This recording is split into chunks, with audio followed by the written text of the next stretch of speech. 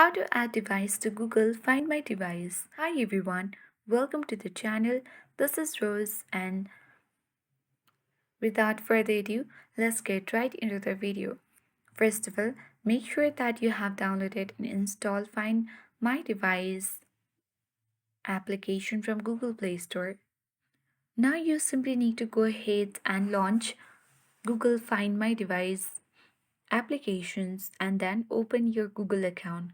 Once you have opened your Google account on Google Find My Device, make sure that you enable the use my device settings that you find on the settings.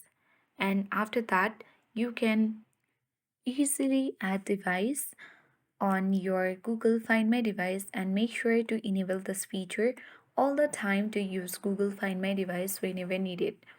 So that's it. I hope this guide was helpful. If it was, then do like, share, comment, and don't forget to subscribe. Thank you for watching and see you in the next video.